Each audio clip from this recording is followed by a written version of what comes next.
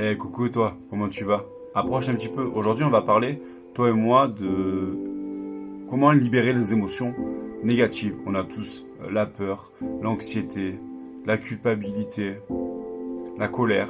Ce sont tous des émotions négatives. Et en fait quand on les ressent, plutôt que de les ignorer, il faut mieux les affronter pour mieux les comprendre et pour mieux avancer. Car refouler ces émotions qui sont négatives est un vrai poids sur du long terme.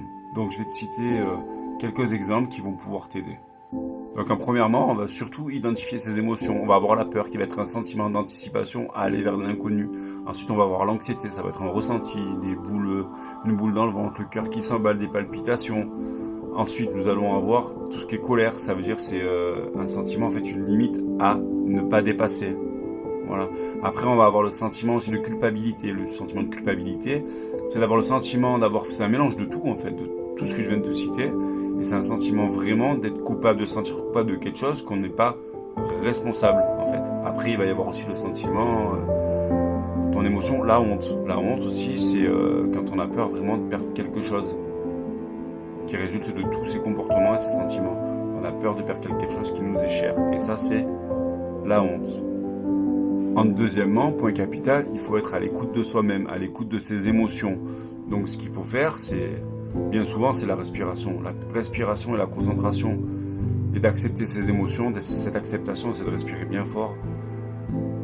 Et de gérer ses émotions, comme le stress, ces palpitations que tu ressens, la peur. En respirant, vraiment, bien profondément, en inspirant, en expirant, ça te procure un bien-être pour gérer tes émotions.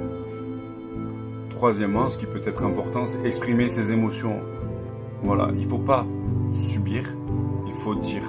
Donc il faut exprimer ses émotions et dire les choses, se libérer, extérioriser et dire tout simplement l'émotion que l'on ressent.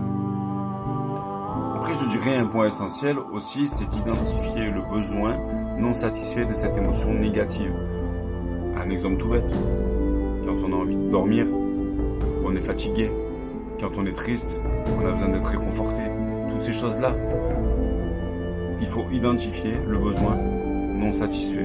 Et ça va beaucoup t'aider. Donc pourquoi tu es en colère?